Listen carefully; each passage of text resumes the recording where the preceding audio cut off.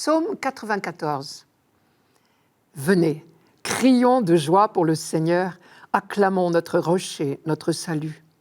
Allons jusqu'à lui en rendant grâce, par nos hymnes de fête, acclamons-le.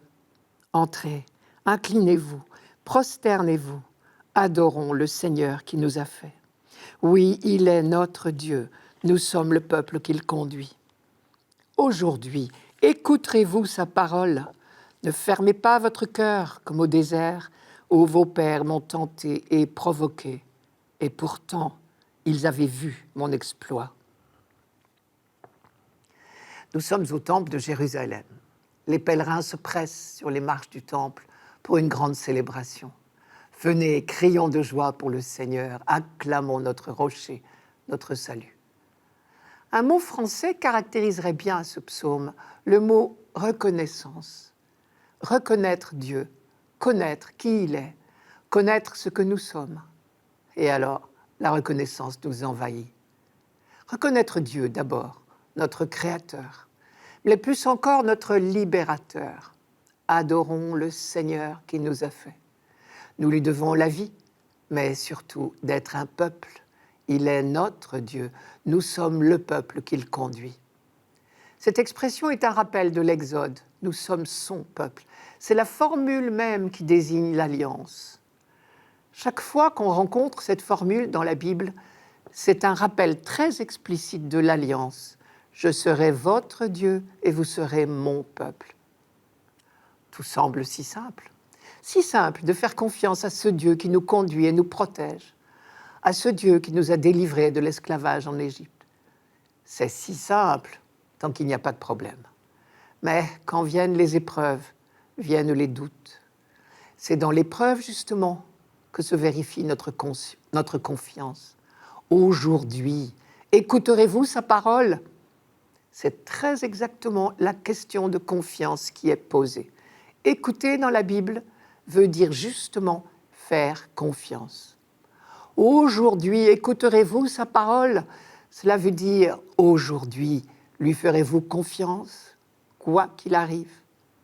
Comme Abraham, n'oubliez pas que seule la confiance en Dieu vous fera vivre.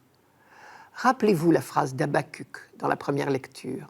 Le juste vivra par sa fidélité. Écouter sa parole, c'est aussi le contraire de fermer son cœur, comme dit le psaume. Je reprends ce psaume. Aujourd'hui, écouterez-vous sa parole ? Ne fermez pas votre cœur comme au désert, comme au jour de tentation et de défi. Le texte hébreu dit comme à Mériba, comme au jour de Massa, où vos pères m'ont tenté et provoqué. Et pourtant, ils avaient vu mon exploit.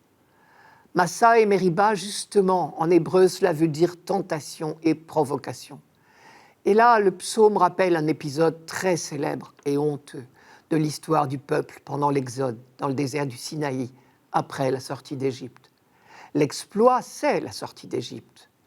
Le peuple a reconnu là, dans sa libération miraculeuse, l'exploit de Dieu. Mais à peine fini le cantique de la victoire, après la traversée de la mer, les difficultés de la vie au désert ont commencé. Et alors la confiance du peuple a été mise à rude épreuve. L'épisode de Massa et Mériba est resté célèbre dans la mémoire d'Israël comme l'exemple type de notre tentation de soupçonner Dieu dès la première difficulté. Je vous rappelle cette histoire. Cela se passait à Réphidim, en plein désert. Après la traversée de la mer des Joncs, Israël s'est retrouvé libre, certes, mais dans le désert, avec tout ce que cela comporte, faim, soif, danger de toutes sortes. Saurait-il faire confiance à son libérateur ? Si Dieu a pris la peine de libérer son peuple de l'esclavage, ce n'est pas pour le laisser mourir dans le désert. Mais dès la première soif, dès le premier manque, cela a mal tourné. Le peuple s'est mis à regretter son esclavage.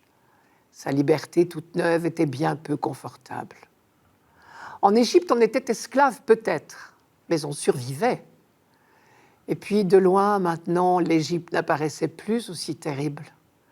L'éloignement atténue les mauvais souvenirs, c'est connu. Dans le désert, le peuple a eu soif. Cet épisode de Massa et Mériba est raconté au chapitre 17 du livre de l'Exode. Je vous en donne juste quelques lignes. Là-bas, le peuple eut soif, et le peuple murmura contre Moïse. « Pourquoi nous as-tu fait monter d'Égypte? Pour me laisser mourir de soif, moi, mes fils, mes troupeaux ?» Cette phrase a deux sens, je crois. D'abord, ils disent à Moïse, « Tu t'es bien mal débrouillé, c'est pour en arriver là ?» Mais le deuxième sens est bien pire. Peut-être, après tout, était-ce une machination pour qu'on meure tous ici, dans ce désert? Si on avait voulu se débarrasser d'eux, ce désert, c'était l'idéal. Et on s'est mis à faire un véritable procès d'intention à Moïse et à Dieu. Après tout, le Seigneur, il est avec nous ou contre nous? Et la révolte a grondé. Le texte dit que le peuple murmure. Mais ce mot est certainement plus violent que dans notre français d'aujourd'hui, puisque Moïse dit à Dieu, « Si cela continue, ils vont me lapider. » Alors Dieu intervient et l'eau jaillit du rocher. Nous retrouvons l'expression du psaume « Dieu mon rocher ». Mais il eût été plus juste de faire confiance. Dans la souffrance, nous l'avons vu avec le livre d'Habacuc dans la première lecture, nous pouvons crier, supplier, interpeller Dieu, mais jamais douter de lui.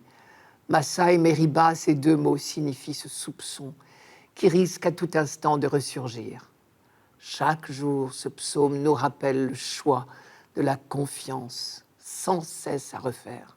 Aujourd'hui, écouterez-vous sa parole. Ne fermez pas votre cœur comme au désert, comme aux jours de tentation et de défi où vos pères m'ont tenté et provoqué. Et pourtant, ils avaient vu mon exploit. Chaque jour est un jour neuf.